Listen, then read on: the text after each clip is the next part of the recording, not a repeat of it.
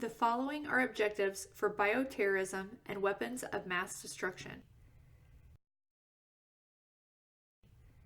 Define the terms terrorism, syndromic surveillance, and weapons of mass destruction.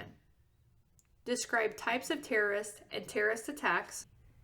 Identify appropriate personal protective equipment to be used when treating patients who may or may not have been exposed to nuclear, biological, and chemical agents. And review signs and symptoms of exposure to emergency treatment for patients exposed to nuclear, biological, and chemical agents.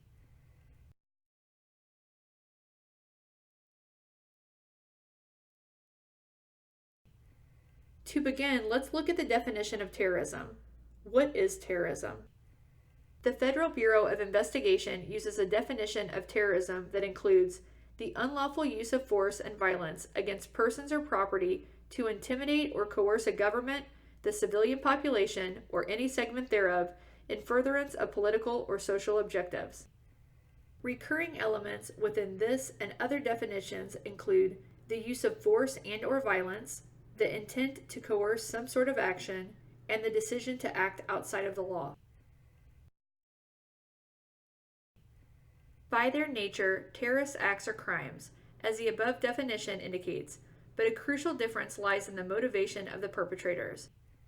Unlike purely criminal acts, which are usually motivated by greed, passion, or vengeance, terrorist attacks generally reflect motivations that are chiefly political, ideological, or religious, often some element of symbolism in the choice of target, together with a desire to elicit fear in a larger audience beyond the immediate victims of an attack.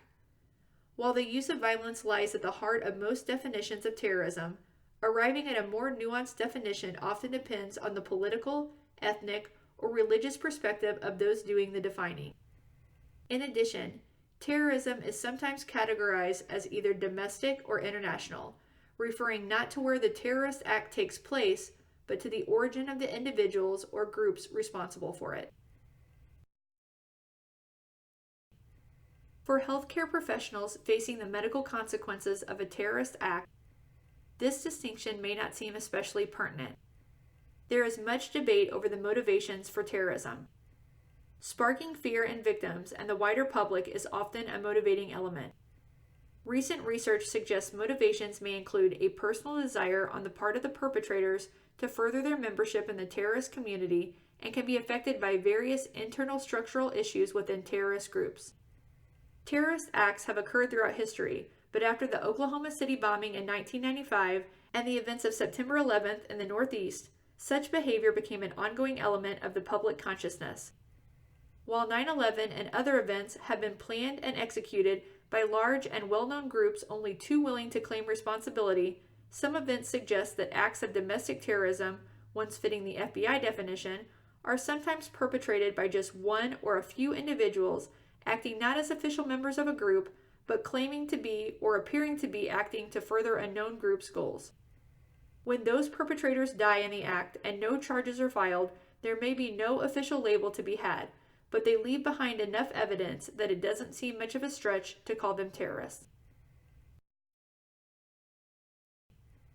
The Patriot Act defines domestic terrorism as an attempt to intimidate or coerce a civilian population, to influence the policy of a government by intimidation or coercion, or to affect the conduct of a government by mass destruction, assassination, or kidnapping. Increasingly, events have occurred that many think of and label as terrorism, even though they fall entirely into a definitional and legal gray area. Perhaps most familiar are mass shootings, but a few have been bombings or the weaponizing of vehicles. Some of these include Sandy Hook Elementary School in Newtown, Connecticut, the Aurora, Colorado movie theater, the Boston Marathon in 2013, the Orlando, Florida nightclub in 2016, and the Sutherland Springs, Texas church in 2017. Sadly, only a small handful of the events of the last 20 years. A mass casualty incident is a situation that generates more patients than available resources can manage using routine procedures. The key factor is the relationship between the number of casualties generated and the capabilities of the receiving facility or facilities. Examples of mass casualty incidents include The 2017 shooting at the Route 21 concert in Las Vegas, which left 58 victims dead and 851 injured. It is notable that of the injured, 422 sustained gunshot wounds and the rest were injured while trying to find safety. A second less frequently used term is multiple casualty incident. Although superficially similar to a mass casualty incident, this term carries a different meaning for first responders and first receivers of trauma victims. Unlike a mass casualty incident, a multiple casualty incident can be managed with heightened response, including mutual aid if necessary, by a single EMS agency or system, typically will not overwhelm the hospital capabilities of a jurisdiction and/or region, but may exceed the capabilities for one or more hospitals within a locality, and usually produces a short, intense peak demand for health and medical services, unlike the sustained demand typical of a mass casualty incident. Terrorists usually select targets that will also produce large numbers of casualties, so it is safe to assume that most terrorist attacks will also be either multiple or mass casualty incidents. Wide access to the internet means that information about these events travels more quickly, is widely disseminated, and discussion is more animated and highly charged than ever before. Often these events have obvious things in common with events officially labeled as terrorism, but there are some important distinctions. However, one can certainly make the argument that the way in which mass shootings, or bombings, or vehicular murders are perpetrated, and the effects they have on victims and near victims make them terrorism in everything but the name. The results can be very similar. Mass casualties, surge capacity issues, and widespread fear and panic must all be dealt with by healthcare professionals. Their best defense will always be good offense and good preparation. As noted, the effects of terrorist acts are often not only physical. Fear may loom large among citizens, not only among those at the actual site of the attack, but also among others much farther away. Healthcare workers need to be prepared to address this fear, even in patients who have sustained little or no physical injury. In addition, psychological effects are recognized consequences of certain types of injuries and will be discussed later in this presentation. Analysis of these events and responses to them have resulted in a large body of useful information in the form of resources for individuals and organizations seeking to educate and prepare themselves. The changing nature of the internet means that some of these resources may come and go, but websites maintained by the Department of Homeland Security, the Department of Health and Human Services, and the CDC remain up-to-date and valuable resources for individuals and institutions. In seeking to understand terrorism, there are various characteristics of the terrorists, their targets, and the nature of their attacks. Several factors can influence the type and magnitude of a terrorist attack, such as the number and organization of the actual operators, and the degree of local and remote support available to them. The September 11th multi-pronged attack on the World Trade Center, Pentagon, and Capitol is an example of effectively organizing, planning, and executing a terrorist attack.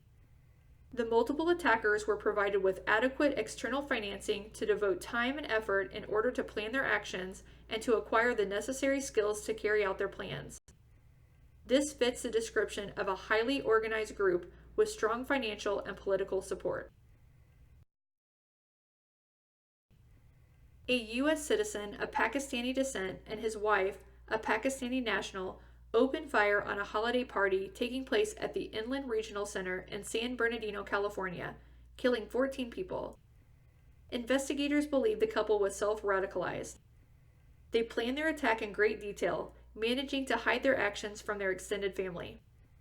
They appear to be a local cell, with their financial and logistical support limited to themselves and their immediate circle. While they were influenced by actions occurring in other parts of the world, they had no tangible assets beyond their own. A classic example of a lone operator is the American-born man who pledged allegiance to ISIS and killed 49 people and wounded many others in a shooting spree at Pulse, a nightclub in Orlando, Florida.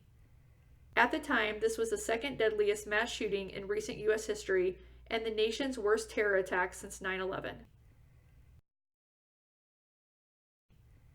Referring to terrorism as domestic or international differentiates between both the location of the terrorist act and the place where the operators planned, trained, or obtained materials related to the attack. The firearm attack that killed 14 people at the Inland Regional Center in San Bernardino, California, is considered domestic terrorism because the activities occurred in the United States.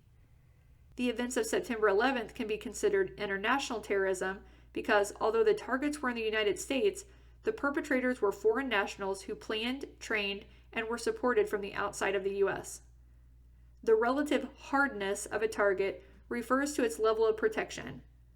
A hard target is one that is heavily protected and would be difficult to penetrate by either brute force or infiltration.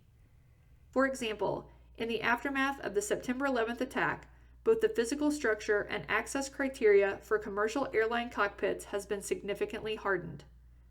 A soft target is one with relatively few or no layers of protection. An act of terrorism may either be covert or overt. The timing and or sequencing of an attack are also factors that can impact numbers and types of casualties, as well as the number and mix of available first responders. As with chemical agents, the intentional release of biological agents can be either covert or overt. A covert release is unannounced and hidden and may go unnoticed for days or even weeks. The presence of ill individuals may be the first sign of a release, and those infected may have inadvertently infected others. An infected person may seek medical care anywhere within the healthcare system, possibly at a distance from the release area. An overt release is immediately apparent and may even be announced. In an overt release, the healthcare system and public health officials may be overwhelmed by requests for information and treatment. Hospitals, clinics, emergency responders, and communication systems will be pressed into immediate action. An overt release has the potential to cause widespread panic. Whether the release is covert or overt, healthcare providers should be alert to illness patterns and diagnostic clues that indicate an unusual infectious disease outbreak that could be associated with intentional release of biological agents. In addition, they should watch for increases in unexpected or unexplained illnesses and know how to activate the public health response system if an outbreak is suspected. Well-trained and educated first responders, first receivers, and public health personnel are essential to an organized and successful response. A covert attack takes its advantage from the element of surprise. Victims may arrive in multiple healthcare facilities before those facilities are aware there has been an attack and can implement their response plans. Victims of such an attack may contaminate the facility or caregivers, thus limiting the ability of the system to care for them or later arriving victims. An overt attack, because it is predicted in advance or immediately claimed by the responsible group, relies heavily on panic as an impact multiplier. Individuals in both the identified target area as well as beyond may seek information and assistance from public and private resources. The sheer number of victims to be triaged may precipitate an MCI that overwhelms even systems that have a robust emergency response plan in effect. In either scenario, because many terrorist choices of agents had subtle and subjective symptoms, the system may be flooded with both actual victims and people who were not exposed but believe that they may have been. The simplest sequence of a terrorist act is a standalone primary attack. The terrorists plan and carry out their act without any apparent rehearsal, possibly claim responsibility, and then either disappear or engage by authorities. A practice attack, or a dry run or rehearsal, gives a terrorist or terrorists opportunities to identify and correct flaws in their plan. The drill may be limited to one or more elements of the actual attack, or may be a full-on dress rehearsal. Given sequential consideration, the idea of a secondary attack followed by a primary attack may appear inherently contradictory, but in actual practice it is especially malicious. The chronologically first, but conceptually secondary attack triggers an interagency response, which draws first responders and onlookers to the area, thus setting the scene for the attack that is a primary goal of the terrorists. A sequenced attack has several implications. It is a casualty multiplier, increasing the number of dead and injured. It turns first responders into casualties, simultaneously increasing the number of victims and removing first response assets. It raises the negative energy of the scene and may serve as a conscious or subconscious distractor, as both victims and responders wonder if there might be one or more additional attacks in the offing.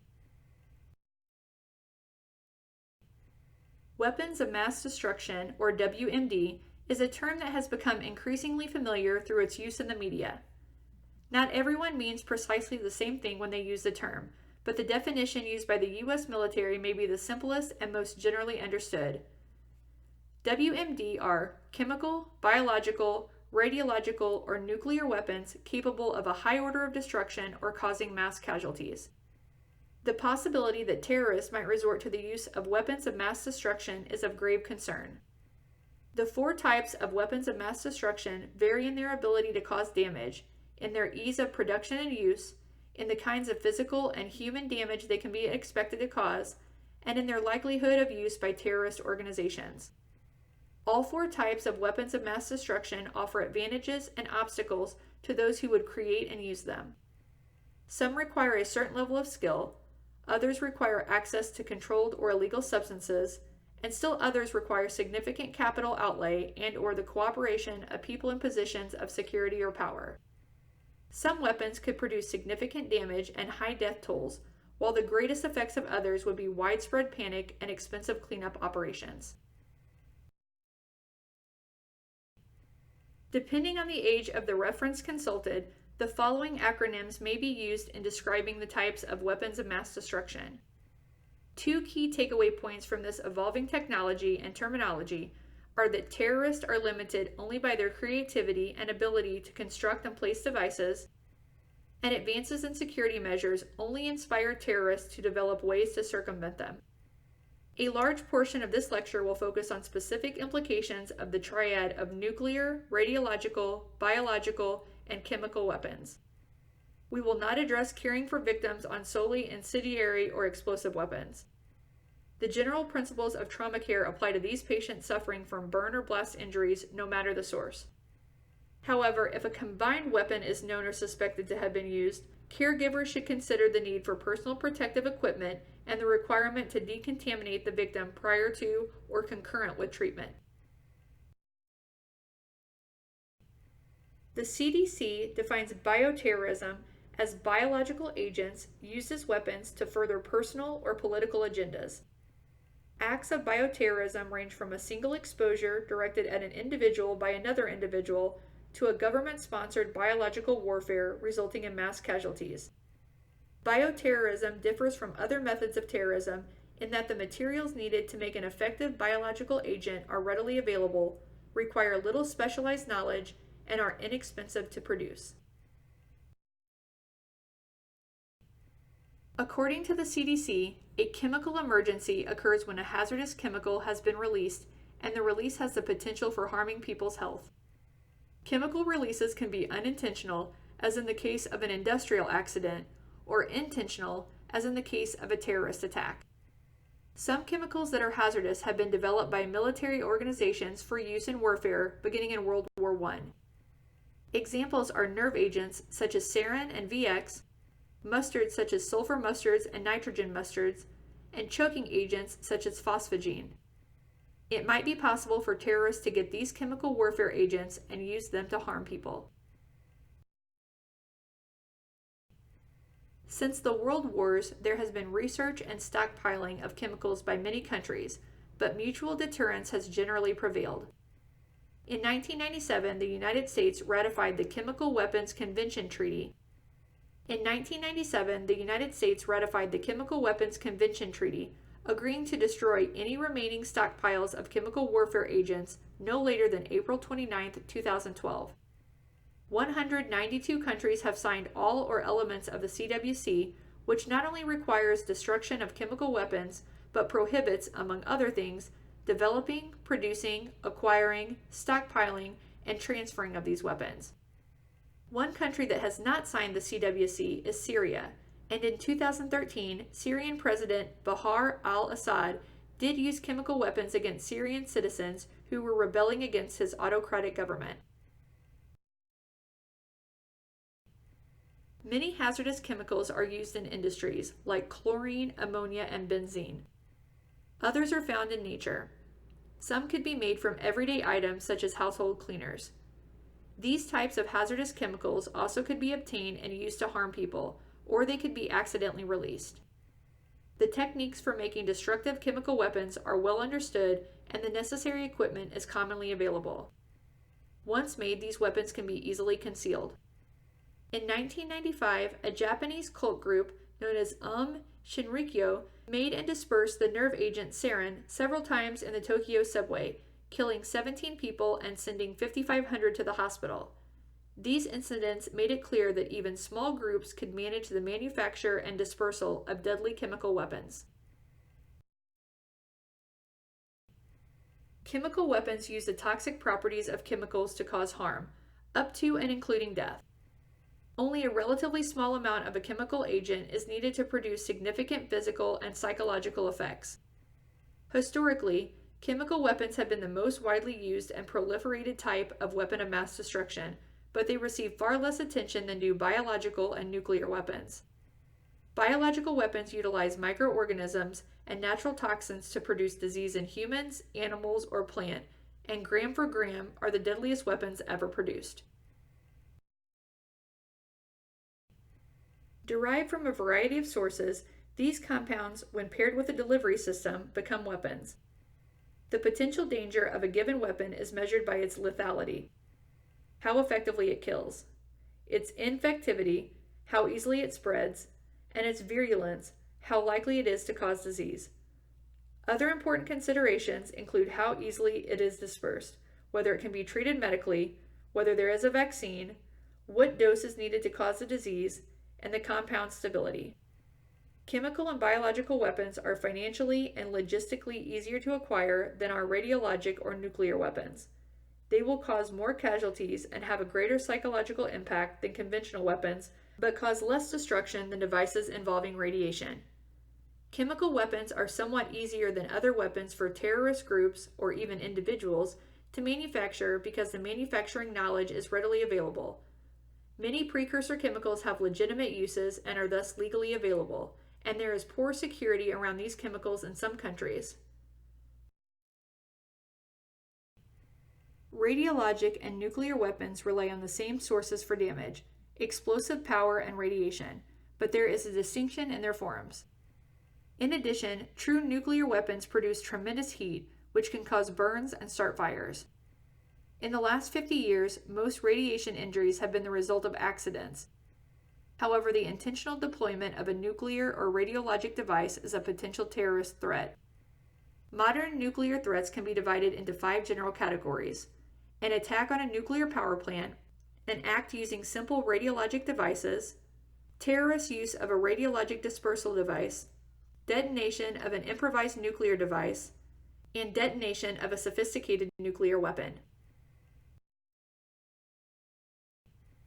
Both radiologic and nuclear devices can damage and contaminate. Incidents involving simple devices like radiation exposure devices and radiologic dispersal devices would probably cause a limited number of casualties. However, those involving improvised nuclear devices and small nuclear weapons would result in mass casualties. Radiologic dispersal devices, or RDDs, are commonly known as dirty bombs.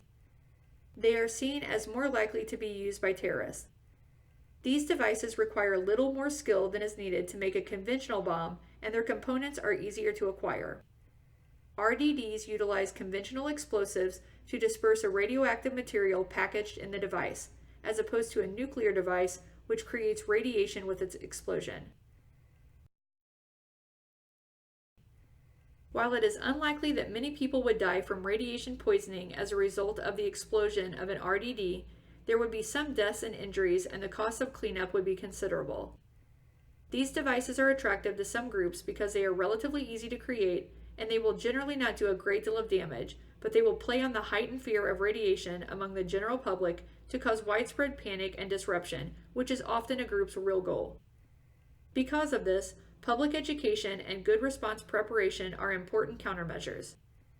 Nuclear weapons present significantly higher obstacles in terms of the skill needed to produce them and the financial and logistical support needed to acquire the materials, prepare the devices, and transport them. However, the potential for damage, injuries, and death is much higher because they are significantly more powerful weapons. Now we will again look at chemical weapons, but in greater detail. Chemical weapon agents are classified as either non-persistent or persistent. Non-persistent agents dissipate within a few hours and are most threatening to the lungs. Persistent agents may take up to 1 month to dissipate if they have been deposited on soil, vegetation, or objects. They are most threatening to the skin. Scientists often categorize hazardous chemicals by the type of chemical or by the effect the chemical would have on people exposed to it. We will now discuss the categories. The categories and types used by the CDC are as follows: biotoxins, which are poisons that come from plants or animals; blister agents or vesicants, which are chemicals that severely blister the eyes, respiratory tract, and skin on contact; blood agents, which are poisons that affect the body by being absorbed into the blood; caustics, which are chemicals that burn or corrode people's skin, eyes, and mucous membrane on contact; and incapacitating agents, which are drugs that make people unable to think clearly or that cause an altered state of consciousness. Other categories include choking, lung, and pulmonary agents, which are chemicals that cause severe irritation or swelling of the respiratory tract; long-acting anticoagulants, which are poisons that prevent blood from clotting properly and can lead to uncontrolled bleeding; metals, which are agents that consist of metallic poisons; and nerve agents, which are highly poisonous chemicals that work by preventing the nervous system from working properly. Finally, there are also organic solvents, which are agents that damage the tissues of living things by dissolving fats and oils; riot control agents or tear gas, which are highly irritating agents normally used by law enforcement for crowd control or by individuals for protection; toxic alcohols, which are poisonous alcohols that can damage the heart, kidneys, and nervous system; and vomiting agents, which are chemicals that cause nausea and vomiting. Since September 11, 2001, concern has increased about potential terrorist attacks involving the use of chemical agents. In addition, cases since then involving intentional or inadvertent contamination of food with chemicals highlighted the need for healthcare providers and public health officials to be on alert for patients in their communities who have signs and symptoms consistent with chemical exposures. The intentional release of chemical agents may be an overt event, one whose nature reveals itself, such as release of a nerve agent in a subway or a large explosion of a chemical container. On the other hand, as we discussed, a chemical release might be a covert event, which is an unrecognized release in which the presence of sick people could be the first sign of an exposure. To increase the likelihood that healthcare providers recognize a chemical release-related illness and that the public health authorities will implement the appropriate emergency response, the CDC has identified examples of chemical-induced illness and created appropriate guidance for healthcare providers and public health personnel. The CDC recognizes that the covert release of a chemical agent might not be easily identified for at least these 5 reasons. Symptoms of exposure to some chemical agents might be similar to those of common diseases. The immediate symptoms of certain chemical exposures might be non-existent or mild, despite the risk of long-term effects. The exposure to contaminated food, water, or consumer products might result in reports of illness to healthcare providers over a long period and in various locations. People exposed to 2 or more agents might have symptoms not suggestive of any one chemical agent. And finally, healthcare providers might be less familiar with clinical presentations suggesting exposure to chemical agents than they are with illnesses that they treat frequently. Identifying a covert release of a chemical agent may depend on alert healthcare professionals as they begin to see victims of the release. First receivers may be in the best position to observe epidemiologic clues that suggest such a release. These clues include an unusual increase in the number of patients seeking care for potential chemical release related illness, unexplained deaths among young or healthy persons, emission of unexplained odors by patients, clusters of illness in persons who have common characteristics such as drinking water from the same source, rapid onset of symptoms after an exposure to a potentially contaminated medium, unexplained death of plants, fish, or animals, or a syndrome, suggesting a disease associated commonly with a known chemical exposure. Because various chemical agents can be used as covert weapons, the actual clinical syndrome varies depending on the type of agent, the amount and concentration of the chemical, and the route of exposure. However, some clinical presentations may be more common with a covert chemical release. Certain syndromes are associated with groups of chemical agents with similar toxic properties that have been used previously, have high toxicity, or are easily available. These are listed in the following slides.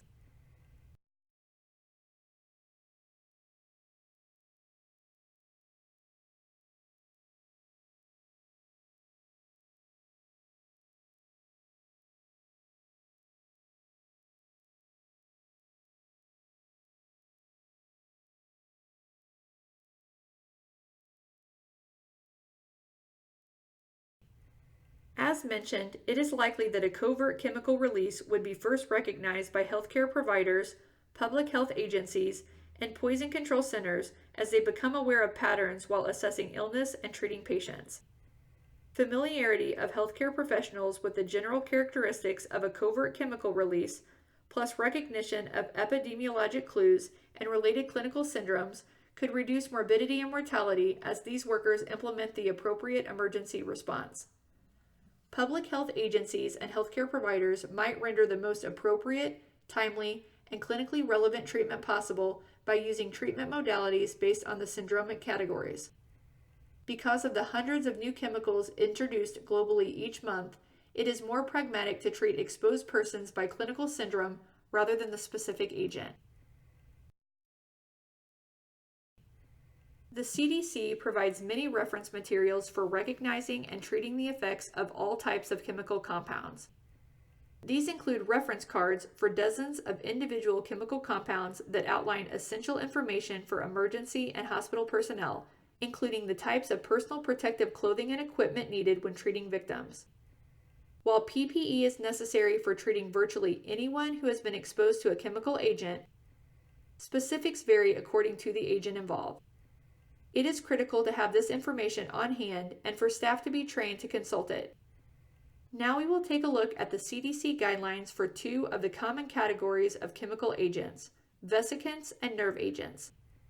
These guidelines provide information on recognizing signs and symptoms, initial treatment, and alternative diagnoses. Remember that the details will differ for other agents, and you should always know how to access reference materials quickly at your facility. Vesicants, also referred to as blister agents, were the most commonly used chemical warfare agents during World War I. Likely routes of exposure are inhalation, dermal contact, and ocular contact. Vesicants are highly reactive chemicals that combine with proteins, DNA, and other cellular components to result in cellular changes immediately after exposure. Depending on the vesicant, clinical effects may occur immediately or may be delayed for 2 to 24 hours. Following exposure, the most commonly encountered clinical effects include dermal, respiratory, ocular, and gastrointestinal. The amount and route of exposure to the vesicant, the type of vesicant, and the premorbid condition of the person exposed contribute to the time of onset and the severity of illness. For example, ingestion of a vesicant leads to gastrointestinal symptoms more prominent than those would result from inhalation exposure to the same dose and type of vesicant. The following is a more comprehensive list of signs and symptoms that may be encountered in a person exposed to a vesicant. Signs and symptoms are not listed in order of presentation or specificity. Also, partial presentations and absence of some of the following signs and symptoms does not necessarily imply less severe diseases. This slide describes the cardiovascular, gastrointestinal, CNS, and hematologic signs and symptoms of vesicant poisoning. Finally, this slide describes laboratory findings that are often seen with vesicant poisoning. Nerve agents are chemical warfare agents that have the same mechanism of action as organophosphate pesticides. They are potent inhibitors of acetylcholinesterase. Inhibition of acetylcholinesterase leads to an accumulation of acetylcholine in the central and peripheral nervous system. Excess acetylcholine produces a predictable cholinergic syndrome. The amount and route of exposure to the nerve agent or pesticide, the type of nerve agent or pesticide, and the premorbid condition of the exposed person contribute to the time of onset and the severity of illness. For example, inhalation of a nerve agent or a pesticide leads to a quicker onset of poisoning with more severe symptoms than dermal exposure given the same amount of agent. The following are more comprehensive lists of signs and symptoms that may be encountered in a person exposed to a nerve agent or pesticide. Signs and symptoms are not listed in order of presentation or specificity. Also, partial presentations and absent of some of the following signs and symptoms do not necessarily imply less severe diseases. This slide includes signs and symptoms for the central nervous system, the respiratory, the cardiovascular, and the gastrointestinal system. This slide contains signs and symptoms of the musculoskeletal, skin and mucous membrane, and laboratory findings. Differential diagnosis include carbate insecticides, medicinal carbamates, cholinomimetic compounds, nicotine alkaloids, muscarine-containing mushrooms, and neuromuscular blocking drugs. The terms used by healthcare professionals can have a significant impact on both the person needing care and on providers. Thus, consideration must be given to how to refer to those who are physically, mentally, spiritually, or emotionally impacted by a terrorist attack. For instance, should injured individuals be considered victims, or patients, or survivors? In the immediate aftermath of an incident, there is no stigma in describing an injured person as a victim. Once he or she begins receiving care, most would accept the use of patient. Survivor is a more internally derived descriptor. Only the affected individual can truly define himself or herself as having made it out the other end of the experience. While there are no hard and fast guidelines on choosing the correct term, the overriding considerations are how the person receiving care and support appears to react to the term used to describe him or her, and the need to choose words that seem to resonate positively with the individual receiving care. Personal protective equipment includes the protective clothing and equipment provided to shield or isolate a person from the chemical, physical, and thermal hazards that can be encountered at a hazardous material incident. Just as with standard precautions and transmission-based precautions, the components of appropriate PPE are determined by the nature of the anticipated exposure. This includes the nature of the known or suspected hazardous agent, the methods of dispersal and exposure, and the circumstances under which a care provider is exposed. The last is exceptionally important. The closer in time and place the victim is to the exposure incident, the greater the risk to the care provider. This is the rationale for the distinctions between first responder and first receiver. The primary determining factor in selecting appropriate PPE is the nature of the known or anticipated risk, not the job title of the caregiver, the nature of the care being given, or the location where the care is given. We will briefly discuss these because during these times, it becomes all hands on deck and we may be assisting in areas that we are not normally providing care. So that the upcoming slides make more sense, let's briefly describe the difference between first responders and first receivers. First responders are personnel who have responsibility to initially respond to emergencies. Some examples are firefighters, hazmat team members, law enforcement officers, lifeguards, forestry personnel, ambulance attendants, and other public service personnel. In the case of hazardous materials incidents, these personnel typically respond at the site where the incident occurred. First receivers are personnel at a hospital or other care site engaged in decontamination and the treatment of victims who have been contaminated by a hazardous substance during an emergency incident. The incident occurs at a site other than the receiving facility unless the care facility was the intended target. These individuals are a subset of first responders. This slide describes the OSHA and EPA levels of personal protective equipment. So that we are not getting lost in the details, this slide describes Level A PPE, the elements that are involved, the indications for use, and the individuals who most likely would wear it. This slide describes Level B PPE, the elements that are involved, the indications for use, and the individuals who most likely would wear it. This slide describes Level C PPE, the elements that are involved, the indications for use, and the individuals who would most likely wear it. And finally, this slide describes Level D PPE, the elements that are involved, the indications for use, and the individuals who would most likely wear it. A biological agent is a microorganism or a toxin derived from it that causes diseases in persons, plants, or animals, or causes a deterioration of material. It has been weaponized, and because of the changes it has undergone, it will affect a broader segment of the human or animal population or crops than the naturally occurring form of the pathogen. While the standard chain of infection applies to diseases caused by exposure to biological weapons, the obvious difference is the mode of transmission link. Naturally occurring diseases is almost always spread unintentionally. In many cases, it occurs as part of carrying out normal daily activities with a contaminated hand or uncovered sneeze passing on the infectious agent. Intentional spread indicates biological terrorism. For the chain of infection, in biological terrorism, the mode of transmission is intentional. Preparation to deal with bioterrorism has much in common with the epidemiology of emerging infectious diseases. As they do with naturally occurring diseases, healthcare providers and public health agencies must be prepared to deal with pathogens not normally presenting in this country or varying in their presentation and/or severity.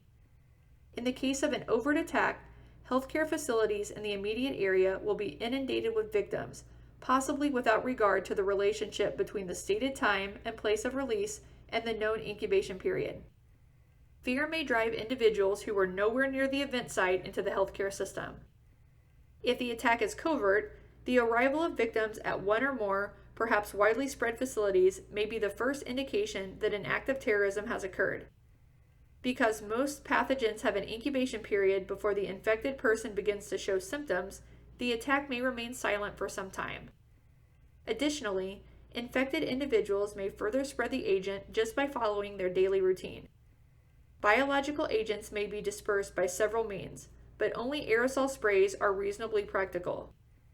The use of small fixed-wing or rotary aircraft could be an effective way to accomplish dissemination of the agent. Contaminating public water supplies is not practical. It requires a large amount of agent to be introduced into the water after it passes through the water treatment facility.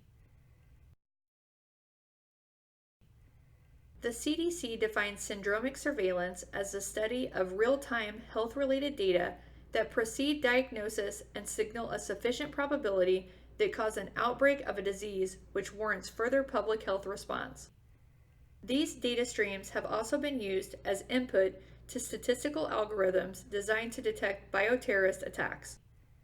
Healthcare providers, including emergency department staff and acute care clinic physicians, nurses, and assistive personnel and infection prevention specialists, play a key role in initiating the response to an act of bioterrorism. Their knowledge of what is usual among their patient population will provide the starting point for syndromic surveillance, relying as much on objective knowledge of community trends as on the instinct most professionals develop about what is normal for their setting. Clinical features that may be noted include increases in calls or visits to emergency departments, urgent care facilities, clinics, and physicians' offices, patients presenting with signs and symptoms of agents potentially used in biological terrorism, and increases in the use of over-the-counter drugs or complementary medicines used to treat potential weapon-related signs and symptoms. The most common features of an outbreak caused by bioterrorism agents include a rapid increase in the number of previously healthy persons with similar symptoms seeking medical treatment, a cluster of previously healthy persons with similar symptoms who live, work, or recreate in a common geographical area, an unusual clinical presentation, an increase in reports of dead animals, a lower incident rate in individuals who are situationally protected, and an increase in number of patients who expire within 72 hours after admission to the hospital. All of the above factors reflect changes from community patterns. Thus, an astute observer with a finger on the community's general health pulse can make a significant difference in how soon a response to the threat begins. An exception to the community comparison is any person with a history of recent travel to a foreign country who presents with symptoms of high fever, rigors, delirium, rash not characteristic of measles or chickenpox, extreme myalgias, prostration, shock, diffuse hemorrhagic lesions or petechiae, and/or extreme dehydration due to vomiting or diarrhea with or without blood loss. The relationship to symptoms presentation and travel underscores the need to include queries about travel early in the intake triage process. This aids in distinguishing between a potential victim of a biological weapon and a person who has just been exposed to a naturally transmitted disease to which they have no community-acquired or vaccination-provided immunity. While equipment for detecting and identifying biological agents does exist, there are significant drawbacks to the systems currently available. Today's technology is geared toward detecting agents in the environment so that first responders can take appropriate precautions. It's not intended to be an aid to diagnose. It's complex to use and requires extensive initial and refresher training to ensure the delivery of accurate information, and is costly to purchase and maintain. Any of these considerations keep widespread availability of this technology from being a practical community option. Taken in combination, they form a near insurmountable barrier. The U.S. public health system and primary healthcare providers must be prepared to address various biological agents, including pathogens that are rarely seen in the United States. Classification is based on ease of dissemination, morbidity and mortality, potential for panic and social disruption, and requirements for public health preparedness. This slide describes two of the three categories, A and B, of the three categories A, B, and C, and gives examples of agents and diseases in each of the category. Category A. These high-priority agents include organisms that pose a risk to national security because they can be easily disseminated or transmitted from person to person, they result in high mortality rates and have the potential for major public health impact, they might cause public panic and social disruption, and they require special action for public health preparedness. These are examples of Category A agents and diseases. Category B is the second highest priority agents and include those that are modestly easy to disseminate, result in moderate morbidity rates and low mortality rates, and require specific enhancements of CDC's diagnostic capacity and enhanced disease surveillance. These are Category B agents and diseases. This slide describes the remaining Category C and gives examples of agents and diseases included in this category. 4 Category A diseases have been the focus of the CDC's efforts to educate the healthcare community about bioterrorism potential. They include anthrax, botulism, the plague, and smallpox. The CDC does not prioritize these agents in any order of importance or likelihood of use. We could talk about the different diseases and their presentations and containment all day, So we are going to briefly hit the highlights of some of the biggest threats. We will start with anthrax. Anthrax has been recognized as an infectious disease of animals and humans for millennia. Anthrax, or Bacillus anthracis, the causative agent of anthrax, is a non-motile spore-forming, gram-positive, rod-shaped bacterium, with the spores being the infectious element. In its natural state, it is present in the soil, where it may be ingested by grazing animals. It can be transmitted to humans by handling or ingesting contaminated animals, animal products, or soil. Unless exposure is due to an intentional release, anthrax infections are very rare. Worldwide, however, the disease is common in wild and domestic animals and not uncommon among people who interact with animals in agricultural regions of South and Central America, Sub-Saharan Africa, Central and Southwestern Asia, and the Southern and Eastern Europe. Biodefense experts often place B. anthracis at or near the top of the list for potential threat agents. This table describes the presentation, treatment, personal protective equipment required, and additional notes for inhalational anthrax. This table describes the presentation, treatment, personal protective equipment required, and additional notes for cutaneous anthrax. Clostridium botulinum is also a soil-inhabiting, spore-forming organism. Botulism is a neuroparalytic illness characterized by symmetric, descending flaccid paralysis of motor and autonomic nerves, always beginning with the cranial nerves. The neurotoxin it forms is extremely potent. Less than 1 microgram is fatal for adults. It causes difficulty breathing, muscle paralysis, and if untreated, death can occur. Botulism can be contracted by ingesting contaminated canned, smoked, or vacuum-packed food, but also by inhaling spores.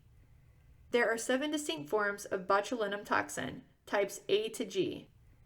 Types A, B, E, and rarely F cause human botulism.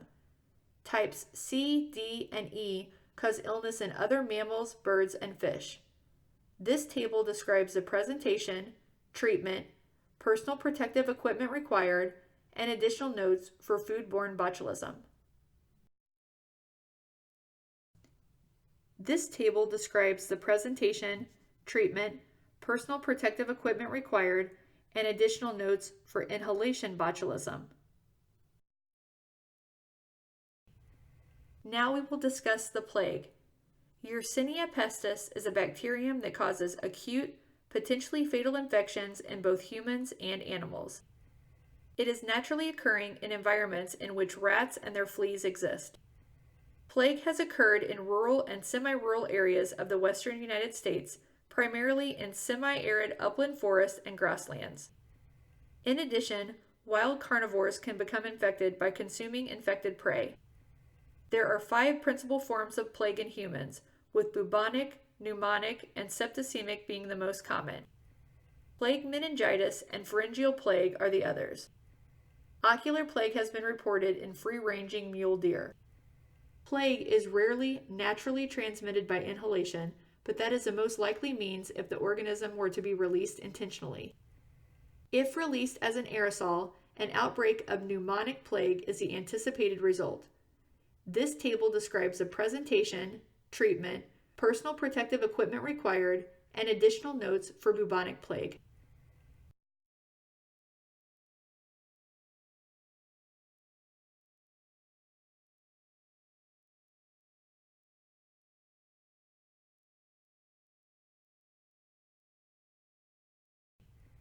This table describes the presentation, treatment, and personal protective equipment required for septicemic plague.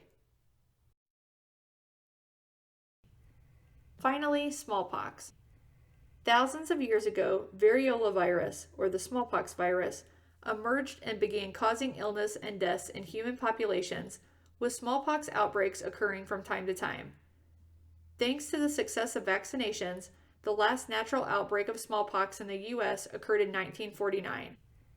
In 1980, the World Health Assembly declared smallpox eradicated, and no cases of naturally occurring smallpox have happened since. Smallpox research in the U.S. continues and focuses on the development of vaccines, drugs, and diagnostic tests to protect people against smallpox in the event that it is used as an agent of bioterrorism. The variola virus causes smallpox in two forms. Variola major is the most common and most severe. It has a historical fatality rate of around 30%. Variola minor is less common and less severe, with a historical fatality rate of less than 1%. Transmission begins with virus particles being sloughed from the oropharyngeal lesions of an infected person. Inhalation of airborne droplets of this saliva introduces the disease to a new host. It can also be spread by direct contact with droplets or contaminated items such as clothing, bedding, or tissues. CDC's Strategic National Stockpile is the nation's largest supply of potentially life-saving pharmaceuticals and medical supplies for the use in a public health emergency severe enough to cause local supplies to run out. Most people with smallpox recovered, but about 3 out of every 10 with the disease died. Many smallpox survivors have permanent scars over large areas of their body, especially their faces. Some are left blind. Before smallpox was eradicated, it was mainly spread by direct and fairly prolonged face-to-face contact between people. Smallpox patients became contagious once the first sores appeared in their mouth and throat, which is the early rash stage. They spread the virus when they coughed or sneezed, and droplets from their nose or mouth spread to other people. They remained contagious until their last smallpox scab fell off. This table describes the presentation, treatment, personal protective equipment required, and additional notes for variola major.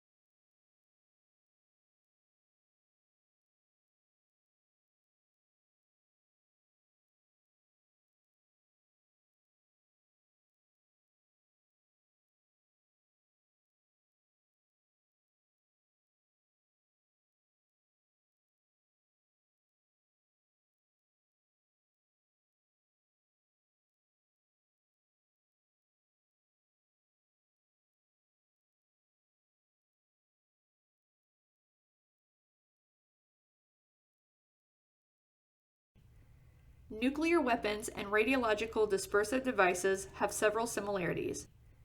They both have the ability to create damage due to the explosive power of the weapon and to contaminate persons and inanimate objects due to the inclusion of radioactive material.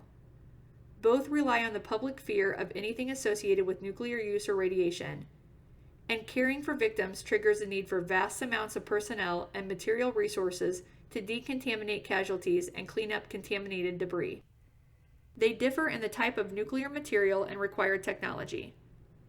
A true nuclear weapon requires the logistical and financial support to acquire the materials and the skill to create and deliver the weapon, in particular, access to weapons-grade plutonium and uranium-238.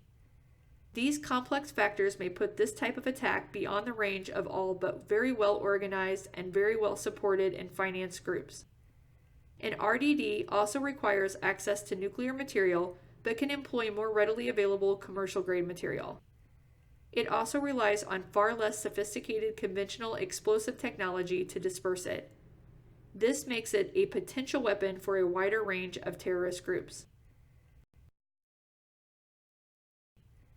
Ionizing radiation has so much energy that it can knock electrons out of atoms, a process known as ionization.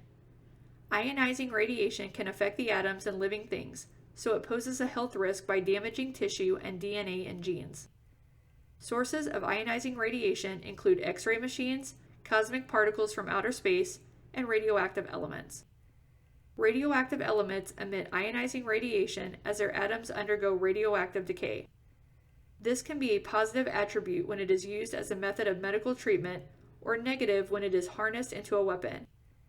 The nuclear materials used in diagnostic or interventional medical care are forms of ionizing radiation. How the radiation is expressed is determined by the relationship of its amount to another factor.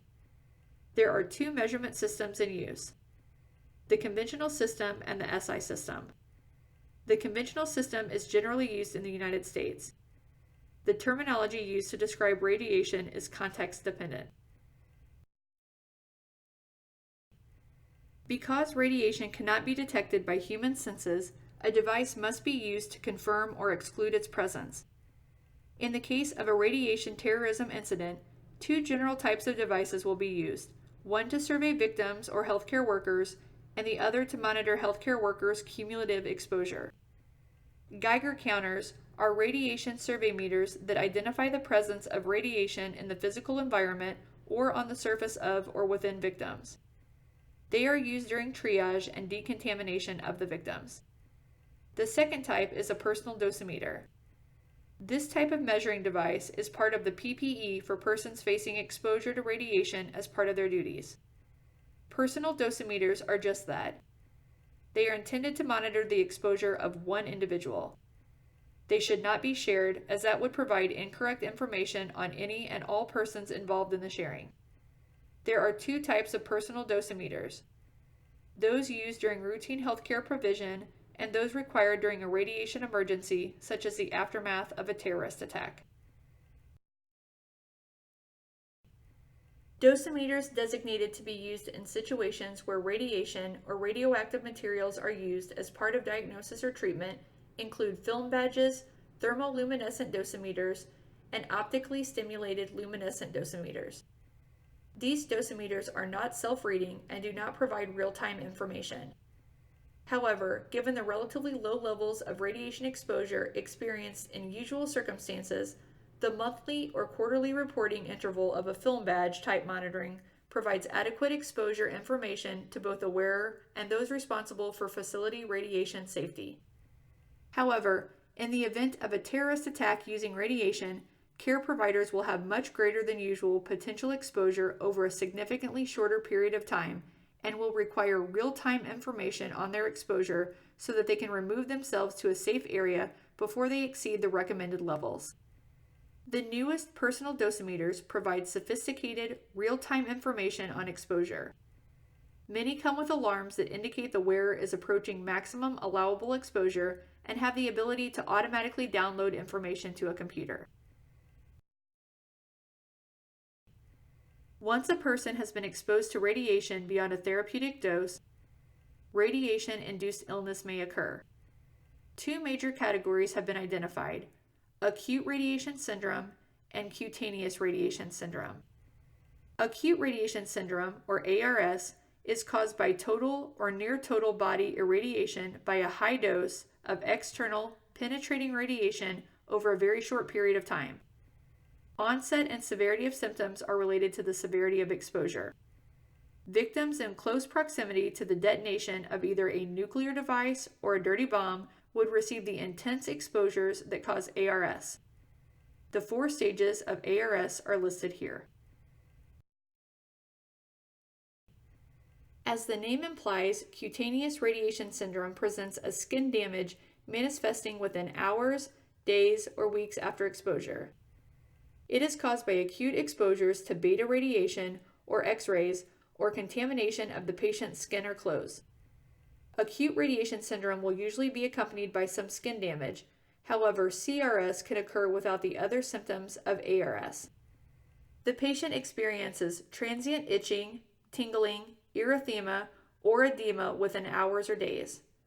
This is usually followed by a latent period. Lesions may not be seen for weeks to months post-exposure, but then can be debilitating or even life-threatening. If even one patient presents with symptoms suggestive of non-therapeutic radiation exposure, aggressive investigation is warranted to discover the circumstances of the exposure. Determination of the cause will determine what actions beyond caring for the victims are indicated. Once the index of suspicion is raised, data is needed to rule out or rule in commonalities. The questions for syndromic surveillance in the case of possible radiation terrorism hone in on the victim's circumstances immediately prior to the incident more than symptoms. The clinician poses these questions in a sensitive manner. Where were you before you started experiencing this? Or what were you doing, eating, touching? When did this happen? Were you alone or in a group? As soon as the possibility of a terrorist act or radiation incident is even implied, the victim's focus will likely shift inward. All but the most altruistic individuals will initially be more concerned with their own well-being and that of their immediate circle than the greater good. The clinician should help the patient remain calm and focused by providing fact-based reassurance while eliciting information that might provide clues to the scope of the incident. In the case of a known or suspected covert radiation terrorist attack, syndromic surveillance focuses on case finding and data collection. A covert release may lead to a staggered patient presentation. The prompt collection and interpretation of data in a coordinated manner can decrease the time it takes authorities to locate and neutralize the radiation source or sources. This will end the production of new victims. A secondary gain is the reinforcement of public confidence in the ability of the system to protect its people. The primary function of syndromic surveillance, in the case of an overt attack, is as much triaging data as it is collecting it. Sorting out those most likely to have been affected from those just frightened about the possibility will give a truer picture of the event as a whole. The overriding principles in treating victims of radiation terrorism is simple. Addressing contamination issues should not delay treatment of life-threatening injuries. Some victims of a terrorist attack involving radiation, especially if an RDD was used, will have immediate life-threatening injuries. Thus, the initial care team should include staff with expertise in radiation safety as well as trauma-related injuries. The facility disaster plan should contain information on how to contact individuals with this type of experience. For facility staff, an up-to-date alert roster should be readily available. If this expertise is not available in-house, a consultative relationship with a larger institution may be the answer, and that should be included in the disaster plan. In the absence of either of these options, or to augment them, the Radiation Emergency Assistance Center is available 24/7, 365 days a year. The CDC's Health Alert Network is its primary method of sharing cleared information about urgent public health incidents with public information officers, federal, state, territorial, tribal, and local public health practitioners, clinicians, and public health laboratories. The CDC's Health Alert Network collaborates with federal, state, territorial, tribal, and city-county partners to develop protocols and stakeholder relationships that will ensure a robust, interoperable platform for the rapid distribution of public health information. Individuals can sign up on the CDC website to receive HAN email updates or subscribe to HAN RSS feeds. The Health Alert Network messaging system currently directly and indirectly transmits information to over 1 million recipients. Message types are categorized by the level of urgency of the information as shown on this table. In conclusion, while the prospect of another terrorist attack within the United States may be terrifying, one may occur. The result of any terrorist attack is possible civilian casualties, and this makes it a healthcare as well as a public safety concern. Viewed from this perspective, both healthcare facilities and the personnel who staff them have a professional responsibility to prepare to care for the victims who will present to them. Acquiring and maintaining the information and skills needed to effectively respond to the casualties of such an action are necessary initial steps to be ready for these patients.